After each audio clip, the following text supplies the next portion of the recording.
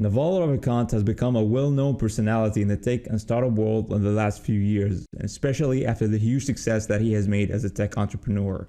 His book and his teachings about wealth creation and personal growth have garnered a lot of attention recently. His company AngelList has become an essential resource for startups when it comes to fundraising and managing a range of business operations. He is also regarded as a hero among young male geeks, according to him. You're a hero amongst investors. And amongst, you've just been a hero among young male geeks. Those are some of my favorite people. Right. Naval has made some bold statements about the point that everyone could become rich and that they don't need luck in order for them to achieve that. He says that everyone could become wealthy only if they educate themselves and work on the right things and gain the right information on how to make it possible. So in this video, we will dive deeper into what he said and uncover some of the best tips and lessons that Naval Ravikant mentioned about wealth and how to create it from scratch. So without further ado, let's get started. Now, according to Naval, one of the first things that one should do to build wealth is to really understand how it's created. He says that if he, for example, would lose all of his money and if he would start over from scratch, within 5 or 10 years, he would be wealthy again because it's actually a skill set that he had learned and developed and which everyone can also achieve. But usually, before anyone is able to do that, there are many obstacles, traps, and pitfalls that everyone is exposed to since early childhood days, basically. And these should carefully be avoided because they are very, very easy to fall into in today's age. Here's what he said about that. Right? The modern struggle, so the ancient struggle used to be the tribal struggle. You had your tribe of friends and family, you had your religion, you had your country, you had your loyalty, you had your nationality. At least you had meaning and support, but now you would struggle against other tribes.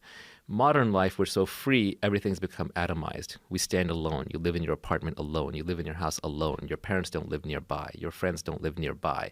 You don't have any tribal meaning. You don't believe in religion anymore. You don't believe in country anymore. It's fine. You got a lot of freedom. It's fantastic. But now, when they come to attack you, you're alone and you can't resist. So how do they attack you? It's all well-meaning. I don't fault capitalism. I love capitalism. But look at how it happens. Social media, they've massaged all the mechanisms to addict you like a Skinner pigeon or a rat who's just going to click, click, click, click, click, can't put the phone down.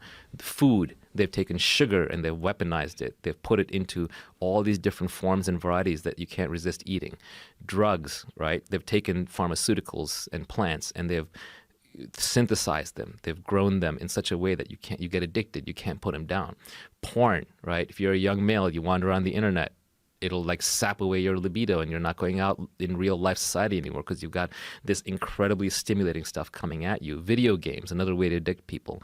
So you have entire large factories of people that are working to addict you to these things and you stand alone. So the modern struggle as an individual is learning how to resist these things in the first place, drawing your own boundaries, and there's no one there to help you. Now, if you are one of the blessed few who managed to be aware of all of this and get away, or at least have a little bit of control over what he mentioned, you will be far ahead than many others who simply aren't even aware of these problems or can't even have a little bit of control over them. Because before setting about to achieve any goal, whether it's building wealth and making money or even getting in shape or whatever it could be, having control over such things is crucial, especially for focus and mental clarity. However, with regard to wealth specifically, one of the main principles that Naval talks about is that one should find and build specific knowledge. Naval gives an example about this in his book where he talks about himself and about what he means by that. He says that he loves to read and he loves technology, and also he learns very quickly, but at the same time he gets bored very fast. That's why science, technology, and eventually venture investing became his own obsession and his own area of expertise. Because these fields are constantly changing and new technologies are coming up very often, and therefore he needs to keep up with all of that.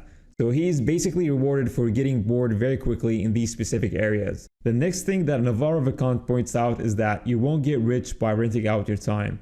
Here's what he had to say about this. First of all, the first thing if you're going to make money is that you're not going to get rich renting out your time. Even lawyers and doctors who are charging $300, $400, $500 an hour, they're not getting rich because their lifestyle is slowly ramping up along with their income, and they're not saving enough. They just don't have that ability to retire.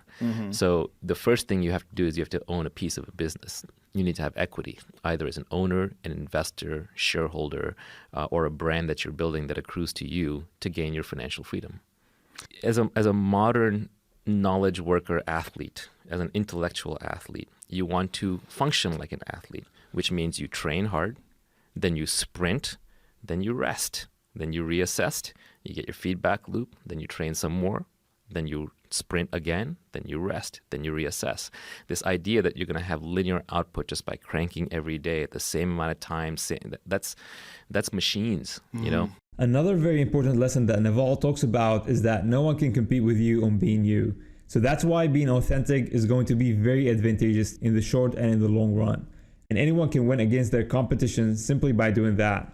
Different people are natural at different things. So some people are natural at sales, others at analyzing stuff and connecting the dots, and some people are natural at being creative and coming up with new ideas and so on. So by knowing what someone is really natural at, which usually reveals itself by obsessing over a specific thing, the whole process of doing the work will seem very effortless and joyful instead. And this point alone is what separates those who are at the top of their own craft than the ones who aren't. So it's something worth keeping in mind. There's actually a famous quote from the founder of Apple, Steve Jobs, about this, which is, "The only way to do great work is to love what you do. If you haven't found it, keep looking, don't settle." Naval says that he's always working, but not really. Work to him feels like play, and that's why he could work 16 hours a day, 7 days a week. Because his work is very much attuned to him and his own personality, and that there's something out there that is specifically attuned to everyone, and their job is to find what it is.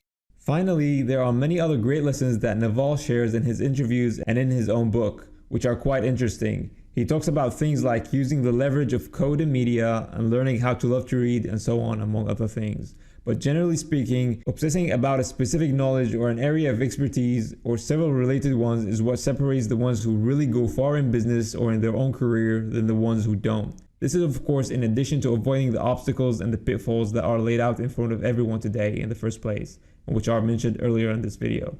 So by merely doing this, it's just a matter of time and joyful effort until one reaches their own goals that they set for themselves, whether it's financial goals or something else. So these were some of the golden gems that Naval Ravikant has talked about and shared with us. If you enjoyed this video and found it helpful, you can click here to watch this one. Other than that, don't forget to subscribe to this channel and leave a thumbs up on this video.